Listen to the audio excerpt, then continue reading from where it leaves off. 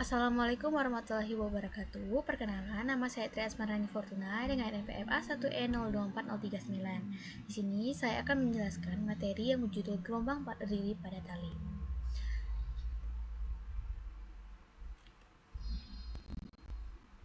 Nah, gelombang berdiri pada tali ini terjadi akibat superposisi antara gelombang datang dan gelombang pantul yang merambat berlawanan arah dengan frekuensi dan panjang gelombang yang sama.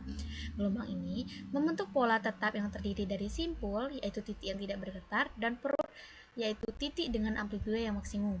Dan gelombang berdiri ini hanya terbentuk pada frekuensi tertentu yang disebut frekuensi harmonik, di mana frekuensi ini dipengaruhi oleh panjang tali, tegangan tali, dan massa jenis tali. Adapun manfaat dari gelombang berdiri pada tali ini adalah sebagai media pembelajaran untuk memahami konsep bagaimana gelombang ini seperti frekuensi, panjang gelombang, dan resonansi.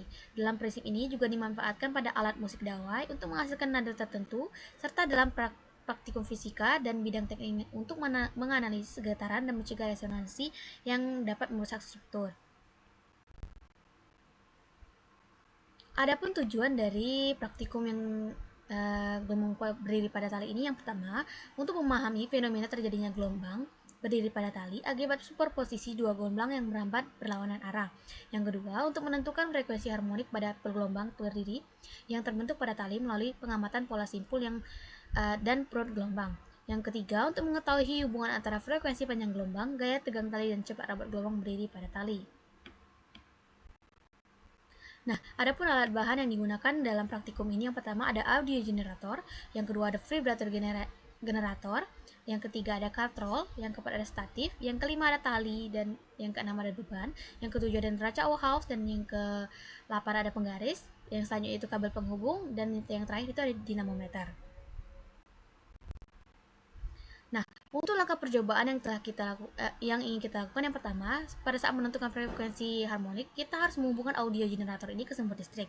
Dan yang kedua, nyalakan audio generator. Yang ketiga, atur level ke posisi 3 dan mode gelombang sinus. Yang keempat, atur frekuensi hingga tali mulai bergetar. Yang kelima, cari frekuensi harmonik pertama, yaitu setengah lambda, dan catat frekuensi sebagai F1.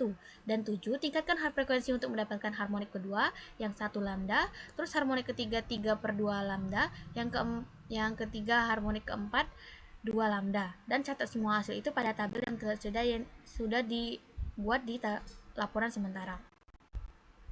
Untuk yang selanjutnya, pada saat langkah percobaan untuk mencari hubungan antara cepat rambat dan panjang gelombang.